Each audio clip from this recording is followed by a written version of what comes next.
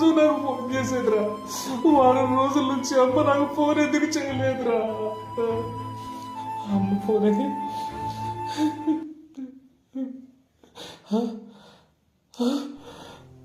అరే అమ్మ నాకు 63 సార్లు ఫోన్ చేసిందిరా. మరి ఒక్కసారి కూడా నాకు ఫోన్ రాలేదేంట్రా. ఏమండి నన్ను క్షమించండి. పద్దాక ఫోన్ చేస్తుందని విసిగిస్తుందని మీ ఫోన్లో మీ అమ్మ నంబర్ నేనే బ్లాక్ చేయించా. నన్ను క్షమించండి. ఆ పాపాత్మురాన్ని నేనేనండి. అత్తయ్య నేను చాలా తప్పు చేశాను. నన్ను క్షమించండి అత్తయ్య.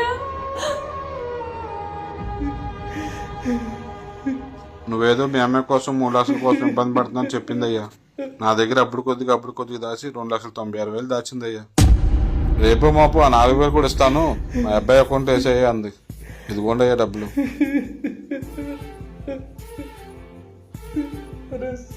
చూడరా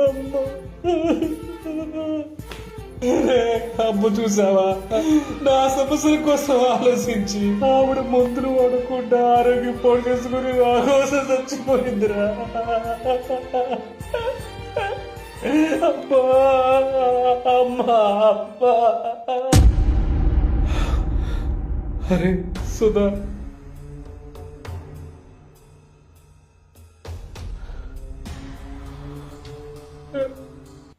అరే సుధా, అమ్మ 4,000 కూడా పోగేసిందిరా. అయ్యో అమ్మా.